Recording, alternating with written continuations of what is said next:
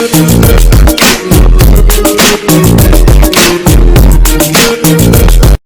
Friends, welcome to the curious minds. दोस्तों, पिछले chapter में हमने पढ़ा था कंपोनेंट्स ऑफ फूड के बारे में, जिसमें हमने न्यूट्रिएंट्स, वाटर एंड रफेज के बारे में पढ़ा था।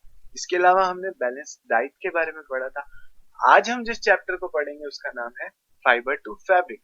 इस चैप्टर में हम जिन टॉपिक्स को कवर करेंगे वो है fabric, types of fabric, fabric to yarn and yarn to fibres, types of fibres, plant fibres जिसमें हम कॉटन एंड जूट के बारे में पढ़ेंगे, ginning and spinning of cotton, knitting and weaving, ratting and production of jute, history of clothing। इसके अलावा हम कुछ क्वेश्चंस को भी डिस्कस करेंगे। क्या दोस्तों, शुरू करते हैं। हमारे चैप्टर का नाम है फाइबर्स टू फैब्रिक। इसमें हम जानेंगे कि फाइबर कैसे बनते हैं और फाइबर से फैब्रिक हमें कैसे मिलता है। सबसे पहले फैब्रिक के बारे में बात करूं दोस्तों, आप कभी ना कभी कपड़े खरीदने तो जरूर गए होंगे मार्केट में। तो हम क्या करते हैं, हम अलग अलग टाइम पे अलग अलग तरह के कपड़े खरीदते हैं। जैसे कि गर्मियों में हम जाते हैं तो हम क्या करते हैं, हम काफी पतले कपड़े खरीदना पसंद करते हैं जिसमें से हवा जो है इजिली क्रॉस हो सके ताकि हमें गर्मी ना लगे और काफी कंफर्टेबल हो। तो इसी तरीके से जो सर्दियों में हम कपड़े खरीदते हैं तो वो हम मोटे कपड़े खरीदना पसंद करते हैं जिनमें जो काफी गर्म हो, जिनमें हमें ठंड ना लगे। इसी तरीके से जो मैरिजेस वगैरह में जो लेडीज है वो क्या करती है, वो अट्रैक्टिव सी साड़ी खरीदना पसंद करती है ताकि वो सुंदर लग सके, अट्रैक्टिव लग सके मैरिजेस में। फंक्शंस वगैरह में हम अलग तरीके के कपड़े खरीदते हैं। इसी तरीके से जब हम जिम या स्पोर्ट्स के लिए जो कपड़े खरीदते हैं तो हम क्या करते हैं, हम ऐसे कपड़े खरीदना पसंद करते हैं जिनमें जो क्या हो, पसीने से गीले ना हो। क्योंकि जब हम खेलते हैं तो हमारी बॉडी में काफी पसीना आता है, तो वो पसीने से कपड़े गीले ना हो, तो हम इस तरीके के कपड़े खरीदते हैं। इसी तरीके से जो बैग्स वगैरह है तो हम क्या करते हैं, जो हम बैग्स खरीदते हैं तो हमारी कोशिश होती है कि बैग्स ऐसे मटेरियल के हो जो काफी हार्ड हो और रफ हो और जिसमें हम कुछ इजीली स्टोर कर सके। तो ये दोस्तों एक्चुअली में ये सभी कपड़े हैं, पर इनकी जो प्रॉपर्टीज है वो अलग अलग है। ऐसा क्यों है? क्योंकि ये सारे जो भी कपड़े हैं ये अलग अलग तरह के फैब्रिक से बने हुए हैं। फैब्रिक क्या होता है? फैब्रिक वो मटेरियल होता है जो कपड़े बनाने में यूज आता है, उसको हम फैब्रिक कहते हैं। ये सारे जितने भी कपड़े हैं इनकी प्रॉपर्टीज अलग है क्योंकि ये अलग अलग तरह के फैब्रिक से बने हुए हैं। अब फैब्रिक्स के टाइप्स के बारे में बात करूं तो हम मेनली 5 तरह के फैब्रिक्स के बारे में पढ़ेंगे, जो है cotton, silk, wool, synthetic and jute. दोस्तों, जो कॉटन का जो फैब्रिक होता है ये काफी स्मूथ होता है और ये काफी लाइट वेट होता है। इसमें से एयर जो इजिली क्रॉस हो सकती है, इसलिए हम कॉटन के कपड़े गर्मियों में पहनना पसंद करते हैं। इसी तरीके से जो सिल्क है ये काफी शाइनी होता है, इसलिए हम इसको फंक्शंस में पहनना पसंद करते हैं। वूल के बारे में बात करूं तो ये काफी मोटा कपड़ा होता है और ये हैवी होता है, इसलिए हम इसको सर्दियों में पहनते हैं ताकि हमारी बॉडी गर्म रहे। सिंथेटिक के कपड़ों के बारे में बात करूं तो इसमें कई तरह के आर्टिफिशियल कपड़े आते हैं, ये केमिकल्स के द्वारा बनाए जाते हैं। इसमें नायलॉन और रेयन जैसे कपड़े आते हैं जो हम जिम वगैरह में या रोप्स वगैरह में जिनका यूज करते हैं। ठीक है दोस्तों, जूट के बारे में बात करूं तो जूट का जो फैब्रिक होता है ये काफी रफ और स्ट्रॉन्ग होता है, इसलिए जो हम इसका यूज करते हैं वो रोप्स या बैग्स बनाने में करते हैं। ये तो बात हुई टाइप्स ऑफ फैब्रिक की। अब दोस्तों, आपका मन जरूर कर रहा होगा ये जानने का कि आखिरकार ये फैब्रिक कैसे बनते हैं। ठीक है, तो अब मैं आपको बताऊंगा कि मुझे कैसे पता लगा कि ये फैब्रिक कैसे बनते हैं। दोस्तों, मेरे पास एक टी शर्ट थी जो मुझे बहुत पसंद थी, पर एक दिन क्या हुआ, वो टी शर्ट फट गई। तो फटने के बाद मेरा मूड काफी ऑफ हो गया। मैं उस टी शर्ट के बारे में सोचता रहा कि अब मैं इसको कैसे कैसे सही करूं या मैं ऐसी टी शर्ट कैसे बना सकता हूँ। तो मैंने क्या किया, टी शर्ट का एक कपड़ा लिया और उसके अंदर एक धागा था जिसको मैंने खींचना शुरू करा। कुछ देर तक धागे को खींचता रहा। तब मैंने देखा जो कपड़ा था वो कुछ इस तरीके से था, ये जैसे कि जिसमें ये जो लाइंस है ये क्या थी, धागे थे। ठीक है, ये काफी सारे धागे एक साथ थे और कुछ इस तरीके से ये धागे थे। तब मैं जब इन धागों को खींच रहा था तो कुछ देर बाद क्या हुआ, जो पूरी टी शर्ट थी वो धागे में कन्वर्ट हो गई। तब मुझे पता लगा कि जो ये टी शर्ट थी ये एक्चुअली में धागे से बनी थी। ठीक है दोस्तों, इस धागे को हम यान कहते हैं। जो फैब्रिक होता है वो यान से बनता है। जो मेरी टी शर्ट थी वो कॉटन की थी, इसलिए जब जो मुझे धागा मिला वो कॉटन का मिला। इसी तरीके से जो अलग अलग फैब्रिक के जो कपड़े होते हैं वो अलग अलग यान से बनते हैं। जूट के यान से बनते हैं और कॉटन के यान से, सिल्क के जो कपड़े हैं वो सिल्क के यान से बनते हैं, वूल के यान से। और इसी तरीके से तो नायलॉन के कपड़े हैं वो नायलॉन के यान से बनते हैं।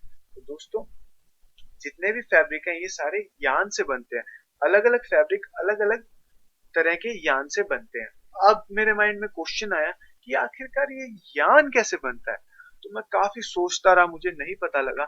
एक दिन मैंने क्या किया, एक दिन मैंने अपनी मम्मी को जब देखा वो क्या कर रही थी, वो सुई में धागे को डाल रही थी। और जब मैं उनको देखा तो अचानक से मैंने एक ऐसी चीज देखी जिससे मैं काफी शॉक हो गया। वो एक्चुअली में वो जिस धागे को डाल रही थी उसमें से कुछ ऐसे रेशे निकल रहे थे। अब मेरे माइंड में क्वेश्चन आया कि ये रेशे क्या है। तो जब मैंने पता किया तो मुझे पता लगा कि ये रेशे एक्चुअली में फाइबर्स हैं। और इन्हीं फाइबर से ये यान बनता है। तो यान किससे बनता है, फाइबर से बनता है दोस्तों। मेरी जो टी शर्ट थी वो कॉटन की थी, तो वो कॉटन के फाइबर से बनी थी। ठीक है दोस्तों, जो कॉटन की टी शर्ट थी वो कॉटन के यान से बनी थी। तो वो कॉटन का यान किससे बना था, कॉटन के फाइबर से। ठीक है दोस्तों, इसी तरीके से अलग अलग फैब्रिक अलग अलग यान से बनते हैं और उनके यान अलग अलग फाइबर से मिलते हैं। ठीक है, फाइबर्स के तो yarn is made up of thin threads known as fibres. ये आप देख सकते हैं जैसे कि ये पिक्चर में, इस पिक्चर में क्या है, ये तो दोस्तों ये एक यान है। अब यान को हम जब जूम करके देखेंगे तो हमें ये पतले पतले रेशे से दिखेंगे। इसको हम क्या कहते हैं, इसको हम फाइबर्स कहते हैं। ठीक है दोस्तों, इसी से ही थ्रेड या यान बनता है। तो ये फाइबर्स मिलते कहाँ से हैं, जो कॉटन के जो फाइबर्स है वो कॉटन की बोल से मिलते हैं। तो ये कॉटन के फाइबर्स हैं, इससे ये थ्रेड बनता है, यान बनता है। अब बात करें फाइबर्स की, तो फाइबर्स दोस्तों कई तरीके के हो सकते हैं। जैसे फैब्रिक्स अलग अलग तरीके के होते हैं, तो उनके जो फाइबर्स हैं वो भी अलग अलग तरीके के होते हैं। तो पहली पिक्चर में ये है कॉटन, दूसरी में है वूल, तीसरी में सिल्क, जूट। ये अलग अलग तरह के फाइबर्स हैं। अब इनके टाइप्स के बारे में बात करूं दोस्तों, जो फाइबर्स हैं हमें मेनली या नेचर से मिलते हैं या मैन मेड होते हैं। तो फाइबर्स दो तरीके के होते हैं, नेचुरल या सिंथेटिक। सिंथेटिक को मैन मेड या आर्टिफिशियल फाइबर्स भी कहा जाता है। जो नेचुरल है वो हमें प्लांट से मिलते हैं और कुछ हमें एनिमल से मिलते हैं। प्लांट से हमें जो फाइबर्स मिलते हैं वो है कॉटन एंड जूट। इस एनिमल से जो हमें मिलते हैं वो है वूल एंड सिल्क। और जो मैन मेड जो फाइबर्स है वो है नायलॉन एंड पॉलिस्टर। जैसा कि आप पिक्चर में देख सकते हैं, ये क्या है, ये कॉटन के फाइबर्स हैं जो हमें कॉटन के प्लांट से मिलते हैं। इसी तरीके से जूट के फाइबर्स हमें जूट के प्लांट से मिलते हैं। वूल जो हमें मिलती है वो हमें मिलती है या तो शीप से या कैमल से। सिल्क हमें मिलता है सिल्क वॉर्म से। इसी तरीके से नायलॉन और पॉलिस्टर जो सब्सटेंस है ये केमिकल्स के थ्रू प्रिपेयर किए जाते हैं।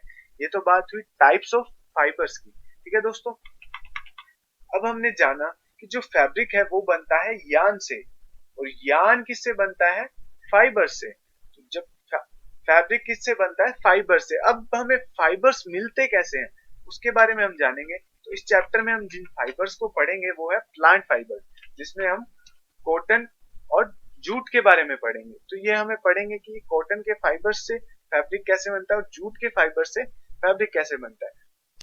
दोस्तों अब बात करते हैं कॉटन की। तो जो कॉटन है वो कैसे इस तरह से उसका एक फैब्रिक बनता है।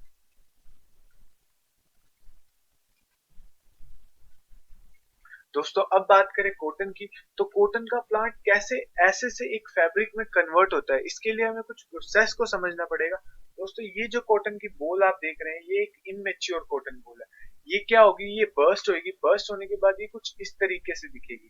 तो बर्स्ट होने के बाद ये कॉटन के फाइबर्स हम इसको ऑब्टेन कर सकते हैं कॉटन के प्लांट में से। ठीक है, ये कॉटन के फाइबर्स है जिनको हम ऑब्टेन करते हैं। उसके बाद हम इस फाइबर से यान बनाते हैं और यान से हम बनाते हैं फिर कॉटन का फैब्रिक। ठीक है, तो सबसे पहले हमें कॉटन के फाइबर्स को ऑब्टेन करेंगे, फिर उससे यान बनाएंगे और उससे हम बनाएंगे कॉटन का फैब्रिक। दोस्तों कॉटन के बारे में बता दूं तो कॉटन की जो शुरुआत है वो सबसे पहले हमारे इंडिया में हुई थी। और कॉटन को जिस तरह का एटमोस्फेयर चाहिए होता है, तो कॉटन को काफी गर्म एटमोस्फेयर चाहिए होता है और ब्लैक सोइल की जरूरत होती है। हमारे इंडिया में किन रीजन्स में इस तरह का इन्वायरमेंट अवेलेबल है, तो वो है गुजरात, महाराष्ट्र, राजस्थान और कर्नाटका। यहाँ पे ब्लैक सोइल और वार्म क्लाइमेट अवेलेबल है, इसलिए यहाँ पर जो कॉटन है कल्टीवेट किया जाता है। और सबसे ज्यादा जो कॉटन कल्टीवेट होता है वो होता है गुजरात में। ठीक है दोस्तों, अब हम एक प्रोसेस को समझते हैं। तो ये आप देख सकते हैं, ये क्या है, कॉटन की बोल है। कॉटन की बोल में क्या होते हैं, काफी सारे सीड्स प्रेजेंट होते हैं। अब हमें कॉटन से फैब्रिक बनाने के लिए पहले हमें सबसे पहले उनके सीड्स को अलग करना पड़ता है। ये क्या है, ये हमने पहले तो हम उसके कवर को अलग करते हैं कॉटन की बोल में से। या आप देख सकते हैं ये कॉटन का कवर है जिसको हम सेपरेट करते हैं। उसके बाद हम देखें तो कॉटन के जो ये फाइबर्स है इसमें काफी सारे सीड्स प्रेजेंट है। ऑलमोस्ट एक कॉटन बॉल में 20 से 30 सीड्स प्रेजेंट होते हैं।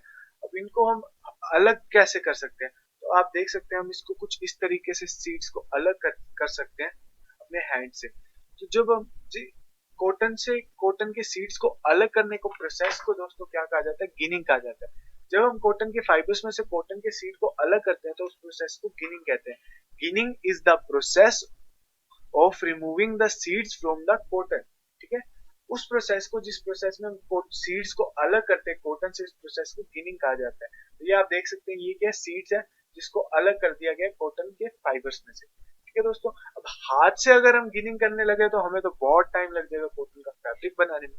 तो इसके लिए कुछ मशीन्स की हेल्प ली जाती है जिसको हम गिनिंग मशीन कहते हैं। जैसे कि आप देख सकते हैं इसमें क्या किया जाता है, कुछ इस तरीके से यहाँ पे कॉटन को डाला जाता है, रो कॉटन को जिसमें सीड्स प्रेजेंट होते हैं। इधर से हम कॉटन को डालते हैं, उसके बाद हम इस पुली को फिर रोटेट करते हैं। तो रोटेट करने के बाद क्या होता है, जो सीड्स है वो सारे हमें ऊपर अलग हो जाते हैं और जो सीड फ्री कॉटन है, क्लीन कॉटन हमें अलग मिल जाती है। सीड सारे यहाँ पे ऊपर कलेक्ट होते हैं और यहाँ से हमें क्लीन कॉटन मिल जाती है। इसको हम समझे तो ये देख सकते हैं पिक्चर में ये क्या है, यहाँ पर हम कॉटन बॉल्स विद सीड्स रखते हैं। उसके बाद जब हम इसको रोटेट करते हैं तो सीड सारे ऐसे ऊपर कलेक्ट हो जाते हैं। ठीक है, और यहाँ पर हमें मिलती है क्लीन कॉटन। तो ठीक है, जिनमें से सीड रिमूव हो चुके हैं। अब हम इस फाइबर से इजिली यार्न को बना सकते हैं। और दोस्तों सीड्स अलग होने के बाद कॉटन कुछ इस तरीके का लगता है। ठीक है, ये कॉटन का फाइबर है। अब हम इस कॉटन के फाइबर से हम कॉटन का यार्न बनाएंगे। कॉटन का यार्न हम कैसे बना सकते हैं, तो उसके लिए हम एक प्रोसेस को समझते हैं। तो कॉटन को क्या किया जाता है, कॉटन को एक बैम्बू स्टिक पे ऐसे ऐसे रोल किया जाता है। ये आप देख सकते हैं कॉटन को एक बैम्बू स्टिक से इस तरीके से रोल किया जाता है। फिर बैम्बू स्टिक को अलग कर दिया जाता है और जो हमें जो ये स्ट्रक्चर मिलती है इसको पूनी कहा जाता है, या इंग्लिश में हम कहे तो सलाइवर। ठीक है दोस्तों, पूनी या सलाइवर कहा जाता है। फिर इस पूनी से हमें यान बनाते हैं। पूनी से यान हम कैसे बना सकते हैं, तो जब हम पूनी को ट्विस्ट एंड पुल करते हैं तो उससे हमें क्या मिलता है, कॉटन का यान मिलता है। अब आप देख सकते हैं इस पूनी को हम खींच रहे हैं और साथ में ट्विस्ट कर रहे हैं, रोटेट कर रहे हैं। जब हम इसको रोटेट करते हैं, जब पुल करते हैं तो हमें मिलता है कॉटन का यान। अब अगर हम हाथ से ट्विस्ट और पुल करेंगे तो काफी टाइम लग जाता है। इस प्रोसेस को जब हम कॉटन के फाइबर से कॉटन का यान ऑब्टेन करते हैं तो इस प्रोसेस को स्पिनिंग कहा जाता है। अब आप देख सकते हैं इसमें हम एक तकली की हेल्प से क्या कर रहे हैं, स्पिनिंग कर रहे हैं। इसी तकली पे जब हम कॉटन की पूनी को रखते हैं तो फिर हम इस तकली को जब रोटेट करते हैं तो हमें क्या मिलता है, कॉटन का यान मिलता है। ये आप देख सकते हैं यहाँ पर यान क्या हो रहा है, इकट्ठा हो रहा है जब हम इसको रोटेट करते हैं। तो आप देख सकते हैं कि कैसे हम पूनी से तकली की हेल्प से यान को ऑब्टेन कर सकते हैं। तो ये आप देख सकते हैं, तो ये क्या कर रहे हैं, जब हम पूनी को इसके पास रख के रोटेट करते हैं तो कॉटन का यान अलग हो जाता है। अब इस प्रोसेस को और फास्ट करने के लिए चरखे का यूज किया जाता है। अब हमारे इंडिया में अलग अलग तरह का चरखा यूज किया जाता है। हमारे कुछ बॉक्स चरखा होते हैं, ये बॉक्स चरखा है। इसके अलावा किसान चरखा भी होता है और अलग अलग तरह के चरखे होते हैं जिनसे क्या किया जाता है, यान को ऑब्टेन किया जाता है। अब चरखे की हेल्प से हम कैसे यान को ऑब्टेन कर सकते हैं, तो ये समझते हैं दोस्तों। ये आप देख सकते हैं ये एक चरखा है जिसमें हम यहाँ पर तकली को ऐसे फिट करते हैं। उसके बाद हम यहाँ से जब इसको खींचते हैं तो हमें यान ऑब्टेन होता है और चरखे से हमें बढ़िया क्वालिटी का यान ऑब्टेन होता है एज कम्पेयर टू तकली। ठीक है दोस्तों, इस चरखे पे क्या किया जाता है, इसको घुमाया जाता है ताकि हमें एक फाइन यान ऑब्टेन हो। तो इधर हम क्या रखते हैं, इधर हम पूनी को रखते हैं और उसको घुमाते हैं। जैसे कि आप देख रहे हैं ये पूनी को रखा जाता है। उसके बाद जब हम उसको घुमाते हैं तो हमें यान ऑब्टेन होता है। ठीक है दोस्तों, ये आप देख सकते हैं कि ये इस तरीके की स्ट्रक्चर होती है। इस पे इसको पहले हम यान को यहाँ पे बांधते हैं, और उसके बाद जब हम घुमाएंगे तो इस स्ट्रक्चर के ऊपर क्या होगा, यान सारा इकट्ठा हो जाएगा। ठीक है दोस्तों, ये आप देख सकते हैं इस तरीके से घुमाया जाता है और यान क्या हो रहा है, इकट्ठा हो रहा है। अब फिर इसको अलग कर लिया जाता है। ठीक है दोस्तों, अब जो आपने देखा होगा कि कॉटन के अलग अलग फैब्रिक है, वो अलग अलग टाइप के होते हैं। कुछ कॉटन के फैब्रिक होता है वो पतला होता है, कुछ मोटा होता है। तो ये डिपेंड करता है कि कॉटन के काउंट कितने हैं। 1 केजी इसको जो ये स्ट्रक्चर बनती है यान की, इसको हम हेम्प बोलते हैं। तो हम चरखे की हेल्प से हेम्प को बनाते हैं, और हेम्प के काउंट से हम डिसाइड करते हैं कि जो हमारा जो कॉटन का जो यान हमें मिला है वो किस क्वालिटी का है। तो 1 केजी में जितने हेम्प आएंगे, तो जितने ज्यादा हेम्प आएंगे तो उसकी क्वालिटी इतनी ही बढ़िया होती है कॉटन। ठीक है, अलग अलग कपड़े बनाने के लिए हमें अलग अलग कॉटन के काउंट के फैब्रिक की जरूरत होती है। ठीक है दोस्तों, ये तो बात हुई स्पिनिंग की। So spinning is the process of making yarn from the fibre. Spinning में हम यार्न बनाते हैं फाइबर से, उसके लिए हम चरखे की हेल्प लेते हैं। ठीक है दोस्तों, स्पिनिंग हम या तो हम तकली की हेल्प से करते हैं, चरखे की। आज के टाइम के बारे में बात करूं, आज हम स्पिनिंग कुछ मशीन्स के थ्रू भी कर रहे हैं, जिससे ये प्रोसेस काफी फास्ट हो जाता है। हम काफी फास्ट तरीके से एक एक फाइबर से यार्न को ऑब्टेन करते हैं मशीन्स के थ्रू। ठीक है, अब बात करें, हमें यार्न तो मिल गया, अब यार्न से हम फैब्रिक कैसे बनाएं, तो उसके समझने के लिए मैं आपको एक बात बताता हूँ दोस्तों। जब मैं छोटा था तो मेरी नानी ने मुझे एक स्वेटर बुन के दिया, तो वो कुछ इस तरीके का था, मतलब कि वो कुछ ऐसा दिखता था दिखने में। और मेरे पास जो बाकी स्वेटर्स थे जो मैं मार्केट से खरीदे थे, वो कुछ इस तरीके से थे। तो आप देख सकते हैं दोनों के टेक्सचर में काफी डिफरेंस है। तो मुझे काफी टाइम तक ऐसे लगता था कि ये वाले जो स्वेटर्स हैं, जो मेरे पास जो मार्केट वाले स्वेटर्स थे, ये काफी बढ़िया क्वालिटी के हैं। और मुझे ऐसे लगता था कि जो मेरी नानी है उनको स्वेटर बुनना नहीं आता था अच्छे से, इसलिए उन्होंने कुछ इस तरीके का स्वेटर बुना। ये दोनों दिखने में अलग अलग है, पर जब मैं बड़ा हुआ तो मुझे पता लगा कि इनको अलग अलग तरीके से बनाया गया है, अलग अलग तरीके से यान से बनाया गया है। ये जो स्वेटर है ये नीटिंग के थ्रू बना है, जबकि ये जो स्वेटर है ये वीविंग के थ्रू बना है। अब नीटिंग और वीविंग क्या होता है, तो इसको हम समझेंगे। ठीक है दोस्तों, नीटिंग। अब सबसे पहले वीविंग के बारे में बात करें, तो वीविंग वीविंग में दो सेट ऑफ यार्न्स को लिया जाता है। जैसे कि वीविंग में क्या होता है कि आप देख सकते हैं कुछ यार्न्स दो सेट्स होते हैं, एक सेट कुछ इस तरीके हॉरिजॉन्टल रखा जाता है और एक सेट को वर्टिकल रखा जाता है, और इस तरीके से उनका फिर फैब्रिक बनाया जाता है। अब हम इस प्रोसेस को समझेंगे कि कैसे ये वीविंग मशीन्स की हेल्प से करी जाती है। और वीविंग में क्या होता है, ये देखिए, आप देख सकते हैं ये क्या है, ये यार्न्स है। उसको कुछ को हॉरिजॉन्टल, कुछ सेट्स को हॉरिजॉन्टल रखा जाता है और कुछ को वर्टिकल रखा जाता है। अब क्या करते हैं, हम कुछ इस पैटर्न में क्या करते हैं, वीव करते हैं। ठीक है, इसमें हम दो सेट्स का यूज करते हैं। इस प्रोसेस को हम वीविंग कहते हैं। तो ये मशीन्स की हेल्प से करा जाता है। तो process of arranging two sets of yarn together to make a fabric is called weaving. इसमें दो सेट्स लिया जाता है। ठीक है, कुछ इस तरीके से आप देख सकते हैं, एक यार्न सेट कुछ इस तरीके से होता है और दूसरे को यूं। इस तरीके से हम जब इसको इकट्ठा करते रहते हैं तो हमें फैब्रिक मिलता है। इस प्रोसेस को हम वीविंग कहते हैं। ठीक है, जैसे आप देख सकते हैं ये जो लेडी है ये क्या कर रही है, ये इस मशीन की हेल्प से वीविंग कर रही है, मतलब यार्न से फैब्रिक को ऑब्टेन कर रही है। अब बात करें नीटिंग में क्या होता है, तो नीटिंग जो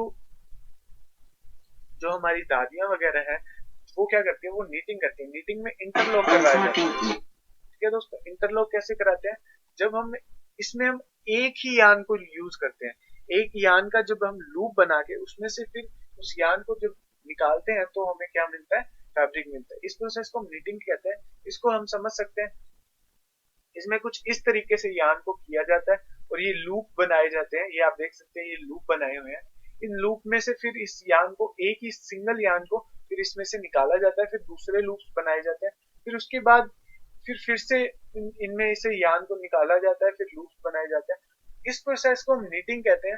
नीटिंग में कुछ इस तरीके से इंटरलॉकिंग के थ्रू फैब्रिक को ऑब्टेन किया जाता है।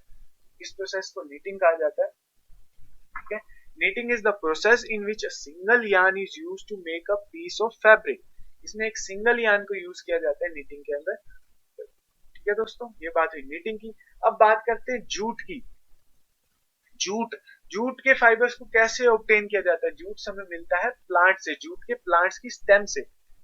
जूट को जो कल्टीवेट करने के लिए काफी ज्यादा पानी की जरूरत होती है, काफी रेनी सीजन की जरूरत होती है, और हमारे इंडिया में जूट को असम, बिहार और वेस्ट बंगाल जैसे रीजन से कल्टीवेट किया जाता है, क्योंकि यहाँ पे काफी अच्छी अमाउंट में रेनफॉल होता है। तो यहाँ पर हम जूट के प्लांट्स को कल्टीवेट करते हैं।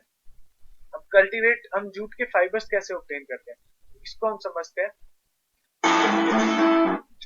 पहले सबसे पहले जूट के जो प्लांट्स हैं इनको हार्वेस्ट किया जाता है। जूट के प्लांट्स में क्या खास होता है कि इसमें ब्रांचेस वगैरह नहीं होती, इसमें सीधी स्टेम्स होती है।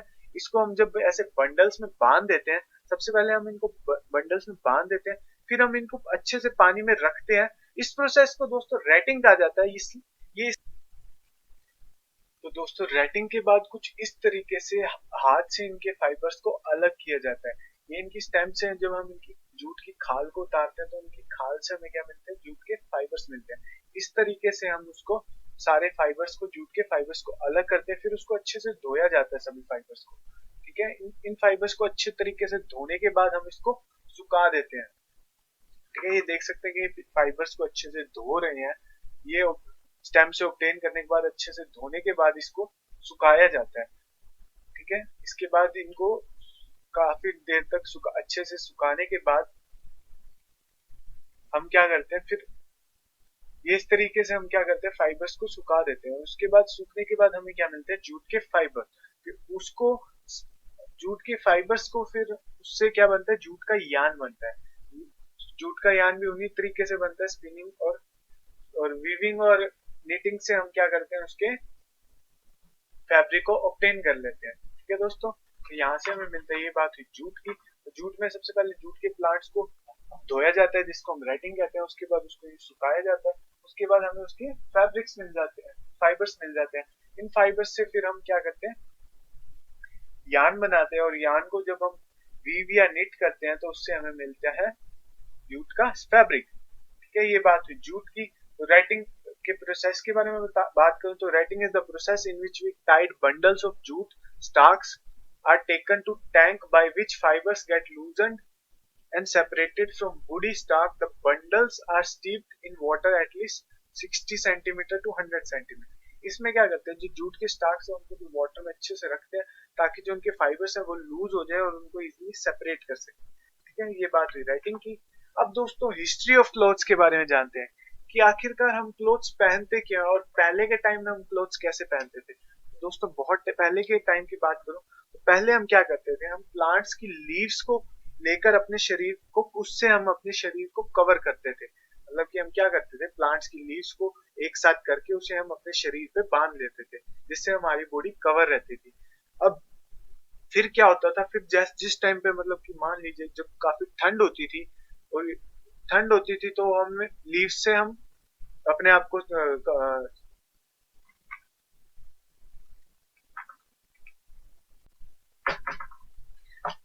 अब दोस्तों बात करेंगे कि हिस्ट्री ऑफ क्लोथ्स, मतलब क्लोथ्स की शुरुआत कैसे हुई और हम क्लोथ्स क्यों पहनते हैं। तो पुराने टाइम की बात करूं तो पुराने टाइम में जो हम थे ह्यूमंस, वो क्या करते थे, वो पेड़ की लीव्स को अपने शरीर पे बांध लेते थे। इससे क्या होता था कि वो अपने शरीर को सेफ रखने के लिए प्लांट्स की लीव्स लेते और उनको अपने शरीर पे बांध लेते थे।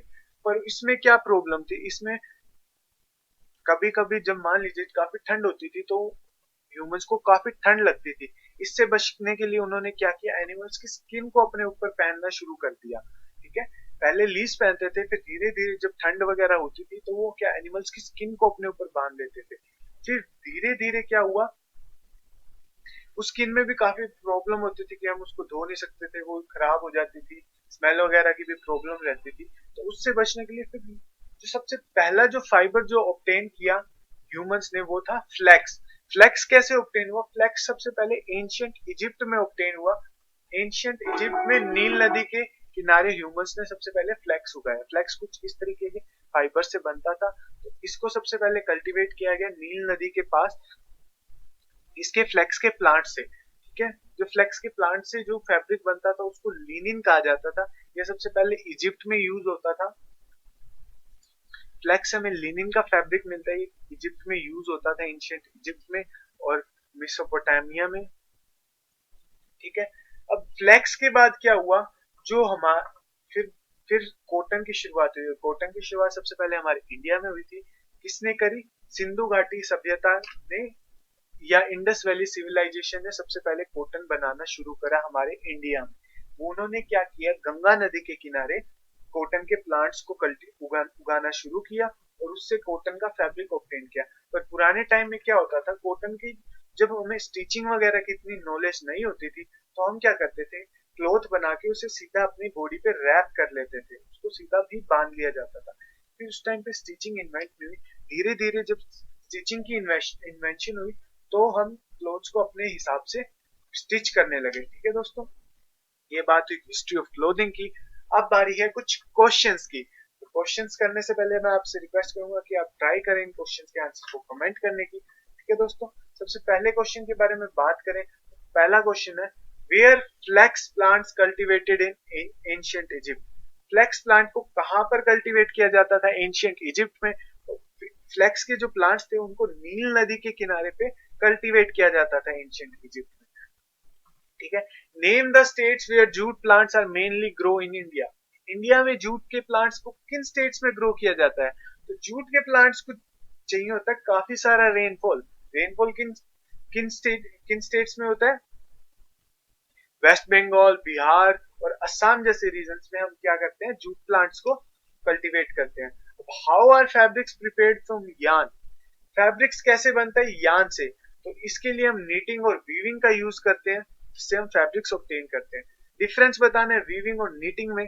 तो जो वीविंग है हम उसमें 2 सेट ऑफ यार्न को यूज करते हैं और नीटिंग में हम सिंगल सेट ऑफ यार्न को यूज करते हैं। तो ये मेन डिफरेंस है वीविंग और नीटिंग में। अब बात करें, from which part of plant cotton and jute are obtain. Plant के कौन से पार्ट से कॉटन और जूट को ऑब्टेन किया जाता है?